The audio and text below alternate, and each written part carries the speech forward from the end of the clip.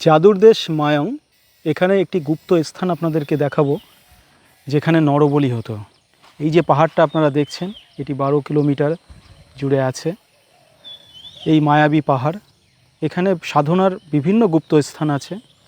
তো তার মধ্যে একটি স্থান আপনাদেরকে দেখাচ্ছি যেখানে নরবলি হতো এবং যাকে বলি দেওয়া হতো তাকে কেউ সিলেকশন করে নিয়ে আসতো না, সে নিজে থেকে আসতো বলি হওয়ার জন্য। এবং তার মধ্যে এমন একটা ভাব আসতো যে সে নিজে থেকে অটোমেটিক চলে আসতো। এখানে যে মেন পূজারি ছিল, যে নিজে চোখে দেখেছে, 2 বছর হলো তিনি দেহ রেখেছেন, তো তার যে নাতি সে সমস্ত কাহিনী আমাদেরকে বলেছিল। তো সেই হিসাবে আমি এটার বর্ণনা দিচ্ছি। তো এই যে পাথরগুলো আপনারা দেখছেন, এটা কিন্তু মায়ং পাহাড়, যেটি জাদু মন্ত্রের মায়াবী পাহাড় বলা হয়। মায়াবী পাহাড় এই কারণে বলা হয়, এই পাহাড়ের বিভিন্ন রকম মায়াবী দৃশ্য অনেক মানুষ দেখতে পায়। আপনি পাহাড়ে ঘুরছেন, হঠাৎ করে দেখবেন যে একটি পুকুর, সেখানে অনেকে স্নান করছে, বাগান আছে, অথচ পরক্ষণে আর দেখতে পাবেন না, পরের দিন গেলে আর দেখতে পাবেন না। হঠাৎ দেখবেন গুহা। আমার বাবাও যখন এসেছিল তখন একটি গুহা খুঁজে পেয়েছিল, সুড়ঙ্গ, কিন্তু পরে গাছে চিহ্ন করে রেখেছিল, ম্যাপ তৈরি করেছিল, কিন্তু পরের দিন আর খুঁজে পাইনি। তো এরকম বহু ঘটনা সাক্ষী আমরাও আছি, আমি নিজেও অনেক সাক্ষী আছি, সবটা তো এখানে বলতে পারছি না। তো আপনাদেরকে যে বলির স্থান সেখানে কিন্তু নিয়ে যাচ্ছি, সেই জায়গাটাকে দেখাচ্ছি। এখন এখানকার মানুষ এখানে ছোটোখাটো করে মন্দির করেছে, তবে আগের দৃশ্য অন্যরকম ছিল, এরকম তো মন্দির ছিল না। তবে যে বলি হতো যে অস্ত্র দিয়ে, সেই অস্ত্র কিন্তু এখানে আছে।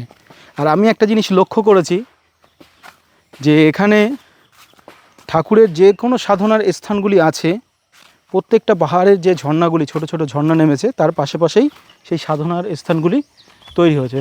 কোনো দেবতার মূর্তি, বিশেষ করে এখানে অনেকে বলে যে না, মায়াং গ্রামে সব শিব মূর্তি আছে, তাছাড়া অন্য কোনো কিছু নেই, তা কিন্তু নয়। এখানে অনেক দেবদেবীর মূর্তি আছে, দুর্গা মূর্তি আছে, গণেশের আছে। তো আপনাদেরকে দেখাচ্ছি, এই যে ঝর্ণা নেমেছে, আর এখানে দেখুন একটি গণেশের মূর্তি, আবার এখানে মা দুর্গার মূর্তি আছে। এই যে মায়ং পাহাড়, আর এই জলটাকে খুব পবিত্র বলা হয়। এখানের মানুষ যদি কারো সমস্যা হয়, এই জল তারা খায়, ঈশ্বরের উপরে ভক্তি করে, এবং তাতে তাদের রোগ ব্যাধি মুক্তি হয় বলে এখানে বিশ্বাস। এই যে অস্ত্রগুলো আপনারা দেখছেন, এটিই কিন্তু সেই পৌরাণিক যুগের যে বলি হতো যে অস্ত্র দিয়ে, সেই অস্ত্রগুলি। আর এইখানেই নরবলি হতো। আর যে পৌরাণিক যে সাধন ভজন হতো তার মূর্তি আপনারা তো দেখলেন। এই যে গুহাও আছে, এখানে প্রচুর সাধনার গুহা আছে। এখানে গুহা ছিল, এই গুহাগুলো দেখুন এখন ভরে গেছে। এখান থেকে পাহাড়ের উপরে ওঠা যায়, আর এই পাহাড়ের মধ্যে কিন্তু প্রচুর গুহা আছে, যেগুলিতে আগেকার যারা সাধনা করত, যারা তান্ত্রিক ছিল, তারা এখানে থাকতেন।